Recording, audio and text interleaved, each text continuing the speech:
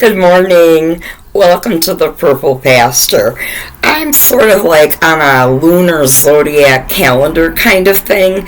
Today is February 24th. I wanted to record this yesterday on the 23rd for a reason. The 23rd was my dad's 99th earthly birthday.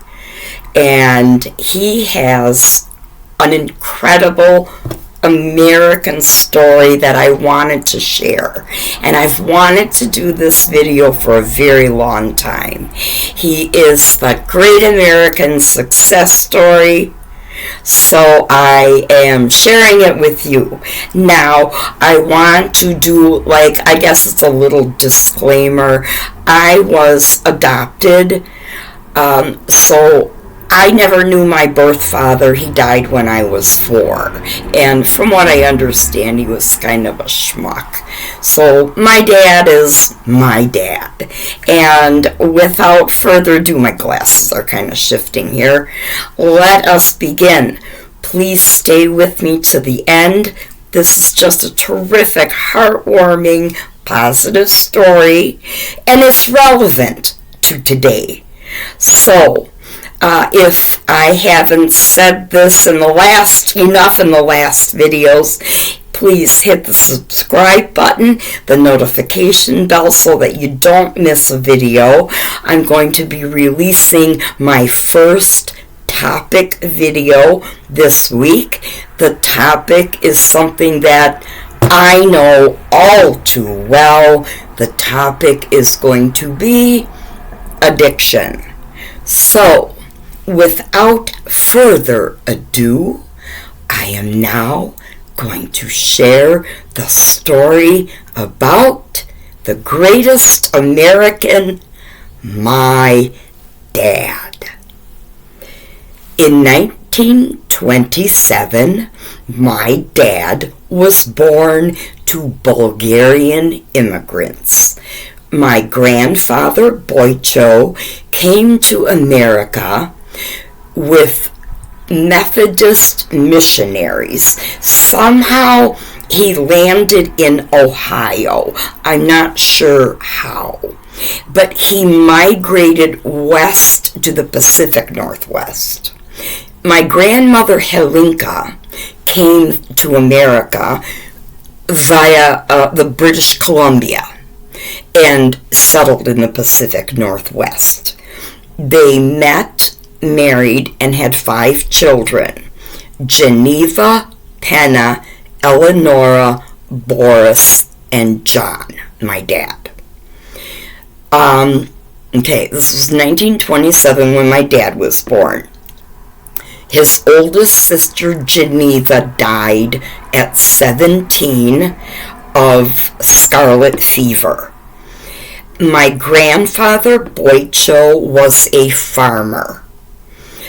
And this is now we go to 1929, which was the crash. The Great Depression had begun. My dad was 2.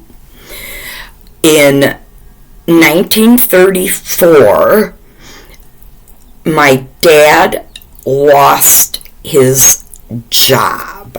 Yes, he lost his job. He was 6. My Uncle Boris was 8. They were newspaper boys, and they supported the family. Now, remember, my grandfather was a dirt poor farmer. And next to my grandfather Boycho's farm was a farm owned by Japanese Americans. And my dad's best friend was a young Japanese boy who my dad grew up with until my dad was 14. So now we're at 1941. My dad is 14 years old. And you guessed it, folks. He witnessed his best friend being taken away by the government on a bus. And my dad, he repeated this story so many times, it broke his heart. He waved goodbye to his best friend. never to be seen or heard from again. So what did my dad do? He finished high school at the age of 17. He graduated, joined the Navy, where he was a gunner. He never saw active duty. It was the tail end of World War II. So my dad graduated from high school, joined the Navy. From the Navy, he finished up World War II and used his GI Bill and enrolled in college, Gonzaga University. Well, he was a senior and was awarded a Fulbright scholarship to study in Scotland for a year. Well, the best laid plans of mice and men, his senior year, he met a young freshman socialite named Joanne. They fell madly in love. They were engaged 10 days later. It was the shortest non-pregnant rush wedding so that Joanne could accompany him to Scotland for a year. So literally the day after they were married in September, they were on a train cross country to New York, set sail for Scotland, and spent the first year of their marriage in 1951 touring Scotland and England by bicycle. They talked about going to 10 Downing Street. Scotland was still rationing. This was just after World War II.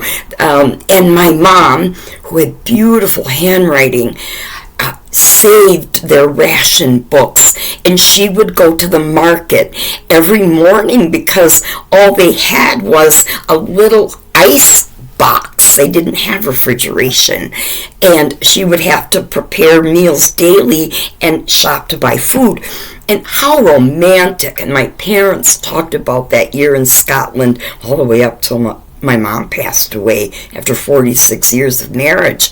And even with the onset of dementia, my dad never forgot that year in Scotland. Okay, so moving right along. So my dad began working on his master's and an associate professorship, and they began to move from the Pacific Northwest eastward, landed in Nebraska, picked me up, and he ended up working on his doctorate. He was a mathematician and a statistician with a minor in psychology. My parents then moved further eastward, which you wouldn't think of Wisconsin as east, but coming from the state of Washington, yes, they moved eastward. Well, my dad secured a position at a private university. Working on his doctorate, he received his full professorship and tenure. He taught graduate studies for 35 years, and he retired as a professor emeritus. Now, my dad also worked 2 other jobs. People thought that because we lived on the lake, that we were rich. Nothing could have been farther from the truth. My parents bought a piece of property for $35,000 in 1964, 8 acres of a dilapidated house that my parents worked on for months before we could even move in. They were the original DIY people. On the weekends, my parents worked on that house religiously. My dad laid flagstone walkways throughout the property. My mom did all the gardening. They put in an in-ground pool. It was just a constant working on that house.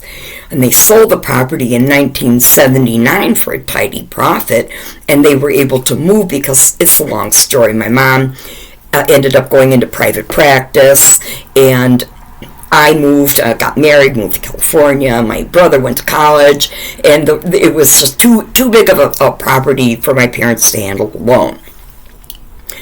My dad believed that in America, if you worked hard and got an education, and education was key, it was everything, you could do or be anything you want. And my dad was living proof.